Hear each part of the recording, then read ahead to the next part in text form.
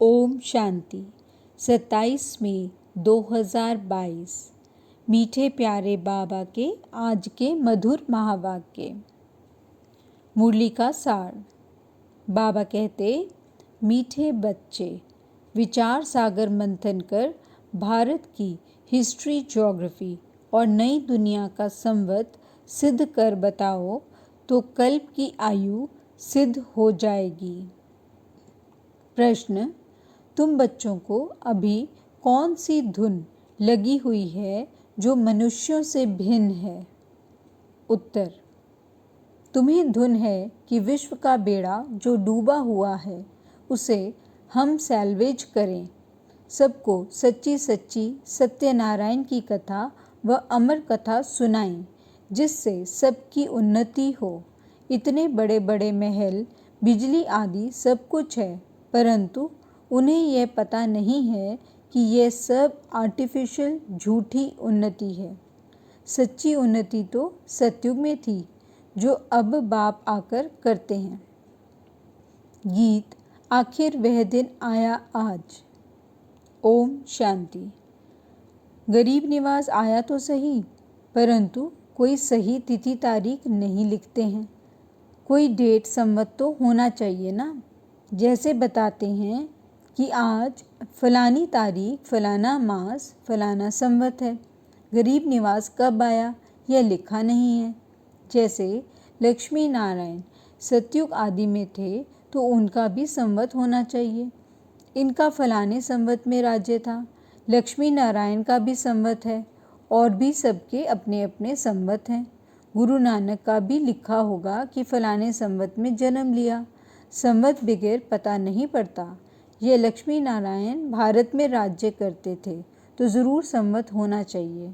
इनका संवत माना स्वर्ग का संवत। लक्ष्मी नारायण ने सतयुग में राज्य किया। किस संवत से किस संवत तक कहें तो भी 5000 वर्ष ही कहेंगे। गीता जयंती का थोड़ा फर्क करना पड़ता है। शिव जयंती और गीता जयंती में फ़र्क नहीं है, कृष्ण जयंती का फ़र्क पड़ेगा। लक्ष्मी नारायण का वही संवत लिखना होगा। यह भी विचार सागर मंथन करना होता है। पब्लिक को यह कैसे बताएं? लक्ष्मी नारायण का क्यों नहीं संवत दिखाते हैं? विक्रम संवत दिखाते हैं, बाकी विक्रमाजीत संवत कहाँ? अभी तुम बच्चों को अच्छी तरह मालूम है। भारत की हिस्ट्री, ज्योग्राफी, नई दुनिया का संवत भी दिखाना चाहिए। नई दुनिया में राज्य था आदि सनातन देवी देवताओं का, तो उनका संवत भी कहेंगे। हिसाब करेंगे तो उनको 5000 वर्ष हुआ।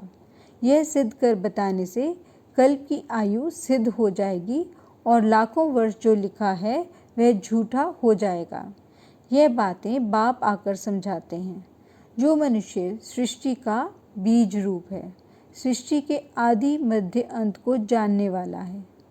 लक्ष्मी नारायण की डायनेस्टी को 5000 वर्ष हुआ और 3750 वर्ष हुए राम सीता को। फिर आगे उनकी डायनेस्टी चली।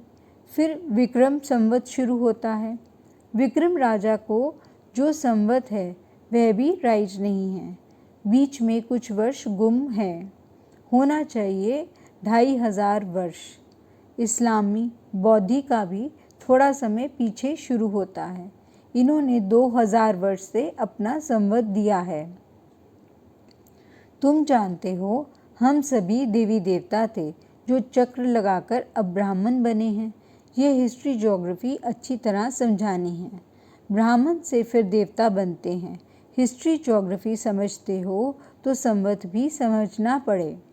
सीढ़ी के चित्र में संवत लिखा हुआ है। भारत का संवत ही गुम हो गया है। जो पूज्य थे उनका संवत ही गुम कर दिया है। पुजारियों का संवत शुरू हो गया है। देखो, अशोक पिल्लर कहते हैं। द्वापर में अशोक, शोक रहित तो कोई है नहीं। अशोक पिल्लर तो आधा कल्प सतयुग त्रेता तक चलता है। उनकी यह महिमा है। शोक पिल्लर की महिमा नहीं है। यहाँ तो दुख ही दुख है। अशोका होटल नाम रखा है, परंतु है नहीं। आधा कल्प क्षण भंगुर सुख को अशोक कह देते हैं। यहाँ अशोक कुछ है नहीं। मांस मदिरा गंध खाते रहते हैं, कुछ भी समझते नहीं कि हम दुखी कैसे हुए, कारण क्या है। अभी तुम समझते हो, यह बातें सुनेंगे वही जो कल्प पहले स्वर्ग में सुखी थे। जो वहाँ थे नहीं वह सुनेंगे भी नहीं। जिन्होंने भक्ति पूरी की होगी वे कुछ न कुछ आकर शिक्षा लेंगे। नॉलेज को सुनकर लोग खुश होंगे। चित्र भी क्लियर हैं, संवत भी लिखा हुआ है। ब्रह्मा विष्णु का जन्म भी तो यहाँ होना चाहिए। बाकी शंकर तो सूक्ष्म वतन का है और शिव है मूल वतन में। सूक्ष्म मूल को भी जानते नहीं, इसलिए शिव शंकर को मिला दिया है। शिव है परम पिता परमात्मा, शंकर है देवता, दोनों को मिला ना सकें। अभी तुम बच्चों को कितनी समझ मिली है, कितना नशा चढ़ता है। रात दिन यही तात लगी रहे कि लोगों को कैसे समझावें। बेसमझ को ही समझाया जाता है। तुम समझते हो कि भारत पहले क्या था, फिर डाउनफॉल कैसे हुआ है। दुनिया तो समझती हमने बहुत उन्नति की है। आगे तो इतने बड़े महल, बिजली आदि कुछ नहीं था। अभी तो बहुत उन्नति में जा रहा है, क्योंकि उन्हों को तो यह पता ही नहीं है कि यह आर्टिफिशियल झूठी है। सच्ची उन्नति तो सतयुग में थी। यह समझाना है। वे अपनी धुन में हैं, तुम्हारी धुन अपनी ही है। तुमको खुशी है तो विश्व का बेड़ा जो डूबा हुआ था उनको हम बाबा की नॉलेज द्वारा सैल्वेज कर रहे हैं। बाबा हमें सत्यनारायण की कथा व अमर कथा फिर से सुनाते हैं। भक्ति मार्ग में तो अनेक कथाएं सुनाते हैं। तुम समझते हो कि वे सब झूठी कथाएं हैं जिससे कोई फायदा नहीं। यह शास्त्र आदि पढ़ते आए हैं, फिर भी सृष्टि तो तमो प्रधान होती ही जाती है। सीढ़ी उतरते आए, फायदा क्या हुआ। सिख लोगों का भी मेला लगता है। वहाँ तालाब में स्नान करते हैं। वह गंगा जमुना आदि को नहीं मानते हैं। कुंभ के मेले पर सिख लोग नहीं जाते हैं। वे अपने तालाब पर जाते होंगे। उनका फिर खास प्रोग्राम होता है। कभी उनको साफ करने भी जाते हैं। सतयुग में तो यह बातें होती नहीं। सतयुग में तो नदियाँ आदि बिल्कुल साफ हो जाएंगी। वहाँ कभी गंगा जमुना में गंद किचड़ा नहीं पड़ता। वहाँ के गंगा जल और यहाँ के गंगा जल में रात दिन का फर्क है। यहाँ तो बहुत किचड़ा पड़ता है। वहाँ तो हर एक चीज़ फर्स्ट क्लास होती है। तुम बच्चों को अब बहुत खुशी है कि हमारी राजधानी ऐसी होगी। हम फिर से 5000 वर्ष बाद श्रीमत पर स्वर्ग की स्थापना कर रहे हैं। नाम ही है स्वर्ग, वैकुंठ, जिसमें लक्ष्मी नारायण का राज्य था। शांति धाम अथवा निर्वाण धाम एक ही है। तुम जानते हो कि हम शांति धाम में कैसे रहते हैं। ऊपर में है शिव बाबा, फिर ब्रह्मा विष्णु शंकर, फिर देवताओं की माला, फिर क्षत्रिय वैश्य शूद्र। निराकारी झाड़ से आत्माएं नंबरवार आती रहती हैं। जो सतयुग में आने वाले नहीं हैं वे पढ़ने के लिए कभी आएंगे नहीं। हिंदू धर्म ही जैसे अलग हो पड़ा है। किसको पता नहीं कि आदि सनातन देवी देवता धर्म था। वह धर्म कैसे और कब स्थापन हुआ, किसको पता नहीं है। तुमको यह नॉलेज अब दी गई है कि दूसरों को भी समझाओ। चित्र तो बहुत सहज हैं। कोई को भी समझा सकते हो कि इन्होंने यह राज्य कब और कैसे लिया और कितना समय तक राज्य किया। राम सीता का भी होना चाहिए कि फलाने संवत से फलाने संवत तक इन्होंने राज्य किया। पीछे फिर पतित राजाएं शुरू हो जाते हैं। यह देवताएं हैं मुख्य, जिनकी पूजा होती है।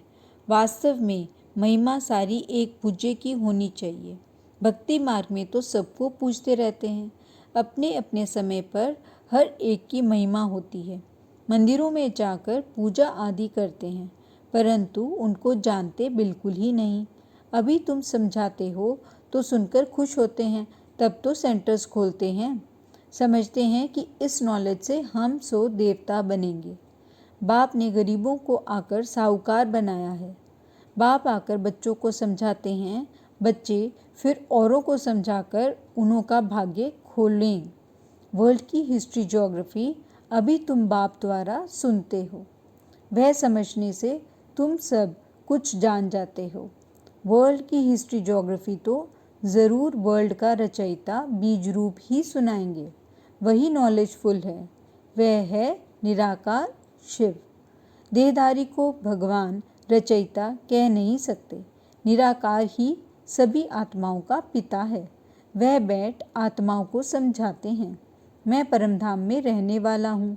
अभी मैं इस शरीर में आया हूँ। मैं भी आत्मा हूँ। मैं बीज रूप नॉलेजफुल होने कारण तुम बच्चों को समझाता हूँ। इसमें आशीर्वाद कृपा आदि की कोई बात नहीं है, न अल्पकाल सुख की बात है।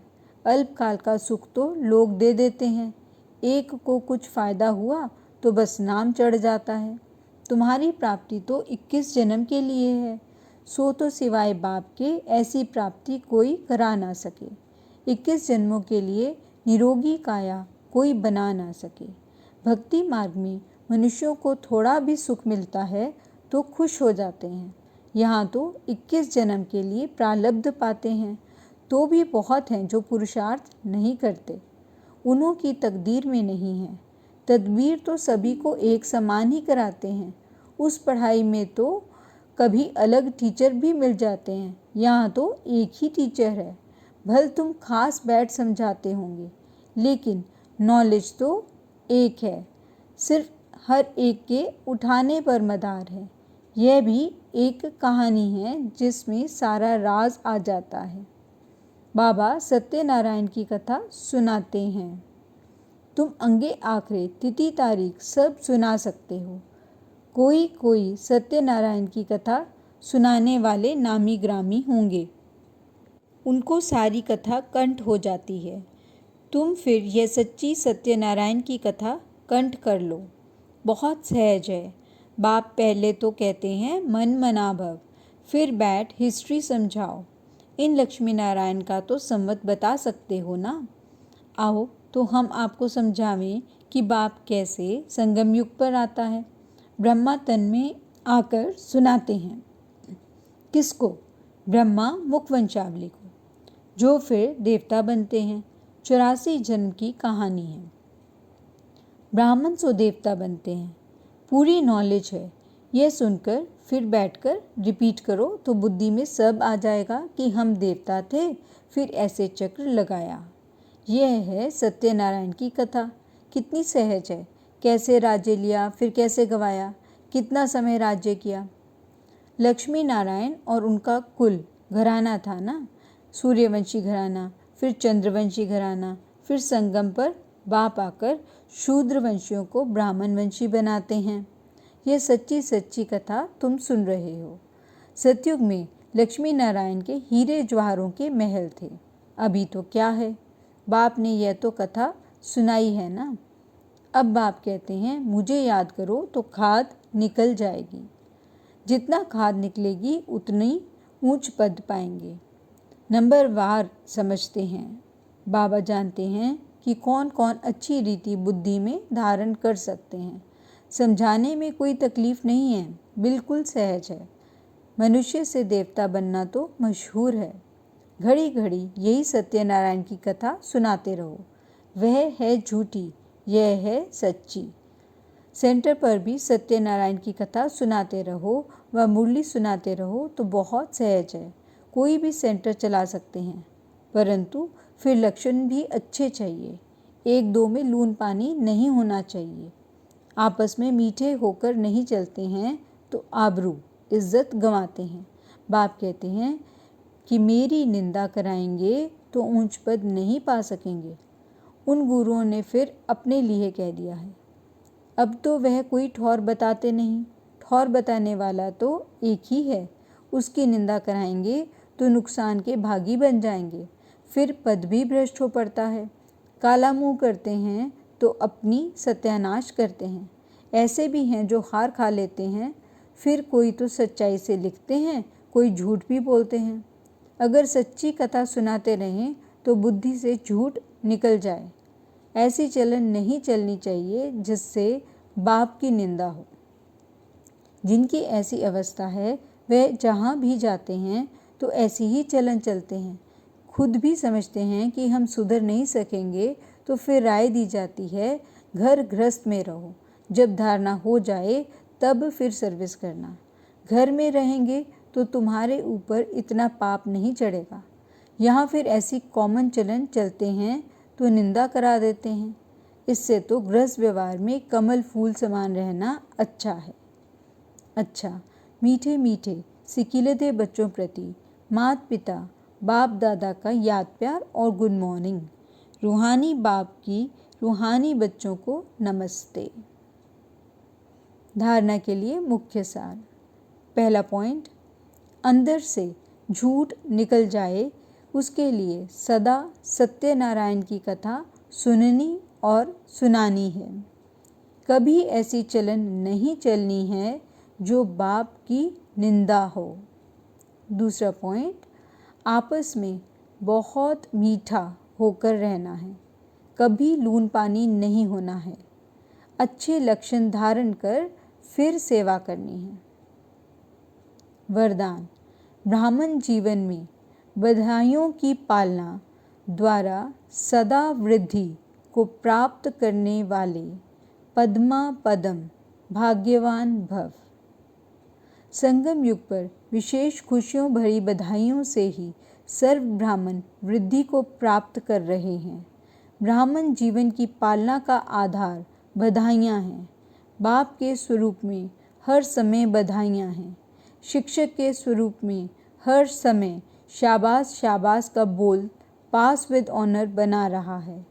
सद्गुरु के रूप में हर श्रेष्ठ कर्म की दुआएं सहज और मौज वाली जीवन अनुभव करा रही हैं। इसलिए पद्मा पदम भाग्यवान हो जो भाग्य विधाता भगवान के बच्चे संपूर्ण भाग्य के अधिकारी बन गए। स्लोगन, सच्ची सेवा द्वारा सर्व की आशीर्वाद प्राप्त करने वाले ही तकदीरवान हैं। अच्छा, ओम शांति।